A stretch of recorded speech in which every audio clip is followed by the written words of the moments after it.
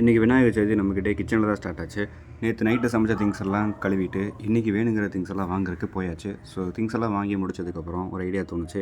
நம்ம வீட்டுக்கு ஆப்போசிட்டில் ஒரு செம்ம லேக் வியூ இருக்குது, அதையும் காட்டக்கூடாதுன்னு தோணுச்சு. ஸோ இப்போ அதை நான் காட்ட போகிறேன். இந்த இடத்துல உட்காந்து தான் நான் கேபுக்கு டிலே ஆகிற டைமில் உட்காந்து வேடிக்கை பார்த்துட்ருப்பேன். செம்மையாக இருக்கும். மேலே மாடியில் இன்னொரு வியூ இருக்கும். அங்கே தான் சன்ரைஸ் டைம், சன்செட் ஆகிற time, morning time, evening time, night time, சோகமாக இருக்க டைம், எல்லா டைமும் உட்காந்து நல்லா வேடிக்கை பார்த்துட்ருப்பேன். நல்லாயிருக்கும். ஸோ உள்ளே போனதுக்கப்புறம் வெங்காயத்தெல்லாம் நறுக்கிட்டு கிச்சன் வேலையை ஸ்டார்ட் பண்ணியாச்சு. ரொம்ப நாளாக யூஸ் பண்ணாமல் இருந்த மிக்ஸி எடுத்து தொடச்சி தூசு தட்டி அது வேலை செய்தான்னு செக் பண்ணி பார்த்தாச்சு. நல்லா வேலை செய்யுது. ஜார் எப்படி மாட்டுறதுன்னு வேறு தெரியல. அது ஒரு வழியாக போராட்டத்துக்கப்புறம் மாட்டி ஓட்டியும் பார்த்தாச்சு. சக்ஸஸ். அதுக்கப்புறம் வாங்கிட்டு வந்த தக்காளியை நறுக்கி போட்டு அரைச்சாச்சு. இன்றைக்கி உடச்சி ஊற்றின முட்டை குழம்பு தான். ஸோ ஜாரை மாட்டவும் தெரில, கழட்டவும் தெரியல, ஒரு வழியாக போராட்டமாகவே இருக்குது. அது முடிச்சதுக்கப்புறம் இஞ்சி பூண்டு பேஸ்ட்டை நம்மளே செஞ்சிடலான்ட்டு அதை எடுத்து வச்சாச்சு.